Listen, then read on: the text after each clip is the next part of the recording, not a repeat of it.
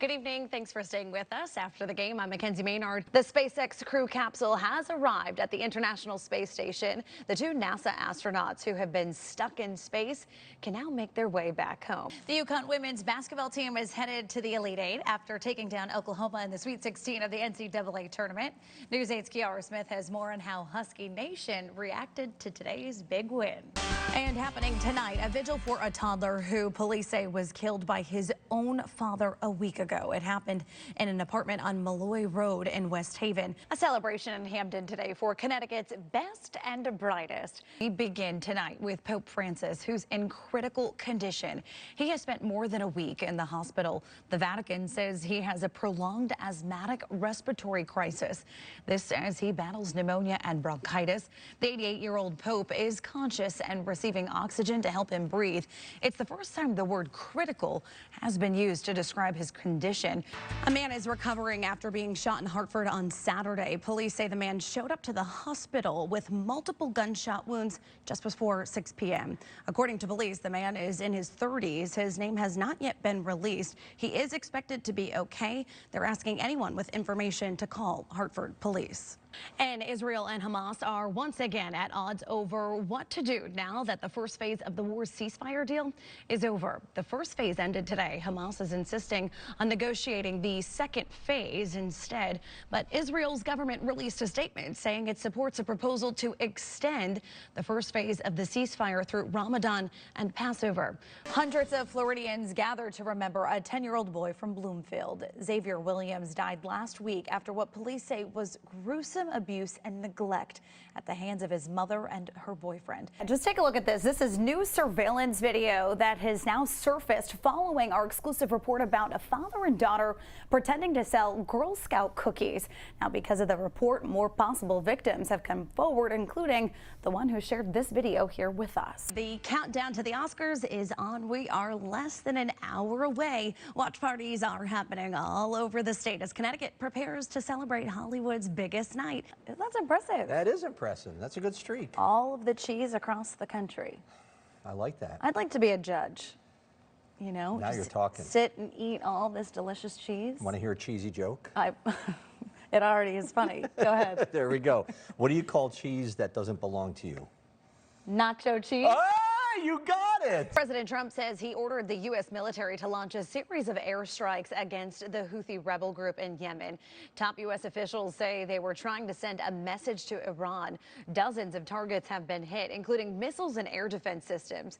The president and his administration say the Houthis have been unrelenting in their violence against American ships, aircrafts, and drones. Well, new information right now after a group was caught on camera. You see it here behind me, vandalizing a gazebo in Seaford. Police released the video just hours ago, and tonight, well, they're telling us there is closure in the case. A multifamily went up in flames this afternoon, requiring half of Hartford's fire department to respond. Several people had to be rushed to the hospital.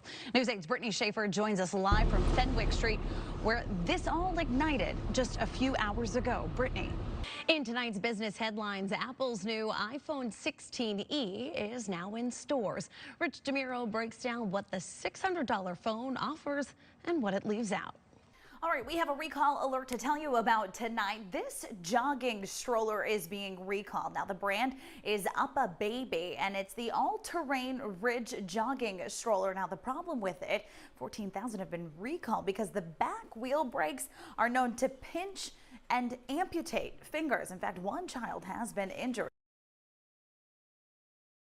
And we actually want to bring you back out live to the scene where you can see fire crews are still mopping up. And I want to tell you about one of the challenges the fire chief said they face. You can tell just how narrow Salem Street is here. Well, this fire hose, they had to run the line from the main streets that are perpendicular to Salem Street on both ends. So that was one of the complications that they faced as they worked to get this fire out this morning. Of course, the fire chief tells us this afternoon that they are going to be here for quite some time as they work to get the embers behind the walls completely put out. We're live in New Haven. Mackenzie Maynard, News 8. This is the first time we are hearing from his biological mother since he released that statement last week.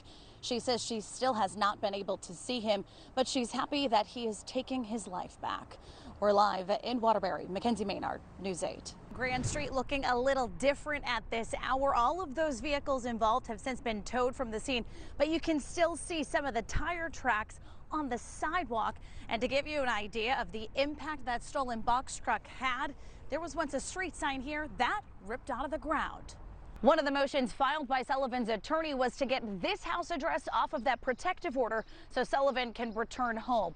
We're told by sources she's been staying with close relatives since she posted bond last month. Jose Morales was back on the stand today describing what happened that weekend back in December 2019 after Christine Holloway's alleged murder, including the moments he moved her lifeless body into the bathtub, undressed her, and washed her clothes. And while it was just inside here, beyond those doors, where families were mourning the loss of a loved one when the funeral was cut short as bullets were flying. And just as important as building security, well, there's a new cyber security aspect, especially as students and educators are using technology more and more. 1,300 backpacks given out at today's event.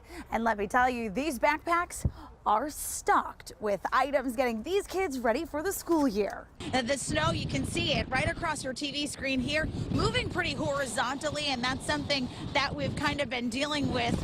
It's pretty strong as they continue, and again, the snow's still coming down, but a big factor as we continue to follow the storm here in New Haven, we're along Sargent Drive, is that wind.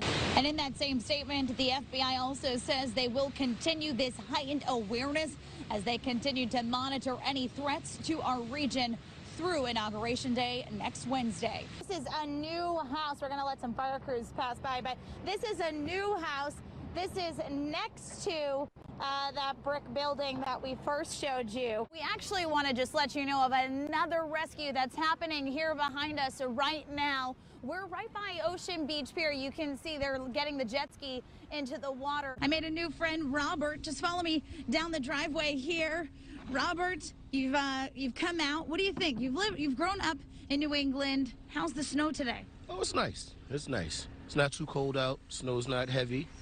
Getting it out the way before it comes down even harder. Jaden O'Brien is a junior at Uniondale High School and a member of the Rhythm of the Night's show choir. He's been dreaming of this moment since he was a little boy. And it's all because of his dad. My father, OB, he's the tech guy that we have here. As a freshman, he was excited to audition. It was everything that I thought it was going to be when I joined the choir. But then COVID hit. We were 3 days away from competing. Yeah. We didn't even get a chance to compete at all. You gotta give me even more than that. It's now been 2 years and they're finally back on stage doing what they love. So this is gonna be a lot. Right now. All thanks to the one making it happen, director Lynette Carr-Hicks. Sometimes I feel like they're my own kids at times because they make me want to come to work every day. You got that part? She started the program back in 2010. Come on, children. For her, she's already spotted some shining talent. Some of these kids, I can see them going on Broadway, doing this as a future. Never let me go. In fact, at their last competition a few weeks ago, one of her students won Best Male Vocalist out of 1,300. Alton has the mic. Which is where this group also placed top 5 and qualified for nationals. We just put our all into it, and we love what we do here at Uniondale High School.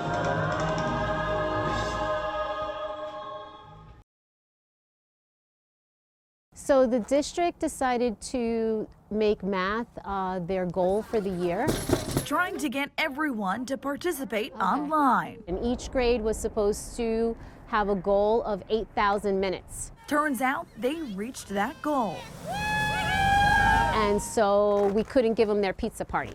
But they found another answer. With some balloons and signs. They're ready for a pizza parade. I'm waiting to get a couple more cars. We have a little extra money. Why don't we do a pizza parade? It's a drive-through celebration. Hi! Hi, what grade are you in? That means more to the teachers than handing out pizzas. Thanks for coming. And we just want to enjoy them today for the couple of minutes we have them. In fact, 150 pizzas to 150 families. You're welcome. This is a celebration of all that we've done and all that we continue to do as a community. It's a time for them to see their students. Miss you, buddy. Even if it's brief, it means the world to them. Hi, Bree. Good job. It's been really, challenging because we don't get to see our students all that much anymore. So this is really exciting and fun to see them today. All right! Woo! Serving up a slice of happiness. Keep doing your math, okay, honey? In Thomaston, Math, math, math. Mackenzie Maynard, We care about everything else, but we care about math. News 8.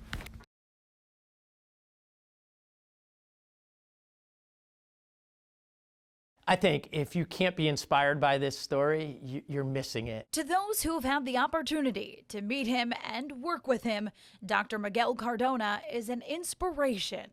So Miguel and I grew up in Meriden. We were both born and raised here. Our families definitely crossed paths. Dr. Mark Benigni is the superintendent of Meriden Public Schools, and after hearing about Dr. Cardona reportedly being named President-elect Biden's education secretary, he was beyond excited. Wow, amazing, incredible. Is this for real? Mostly because Cardona is a product and advocate of public schools. With Miguel, it was always, when we would talk, that every student deserves the same, regardless of what their zip code is, what their socioeconomic background is. They all deserve to have an excellent education. Jennifer Kelly is the current principal at Hanover Elementary. I have been the principal for 5 years now, and I started out as the assistant principal with Miguel. I'm so proud of him and proud to be from Meriden and to know that I had the chance to work with him, to learn from him. They couldn't have picked a better person. Julie Camp is a special education teacher and was Cardona's first hire as principal 19 years ago. So he was new to the position and I was a new teacher, and he really took me under his wing and encouraged me. And it's that special vision he could be taking to a national level. The other thing that people need to know about Miguel Cardona is he believes in public education enough to send his own 2 children to our public schools right here in Meriden, and that matters so much to me and should to others. He's going to want to make sure that this nation's public schools are strong and can support learning for all students. I'm just excited.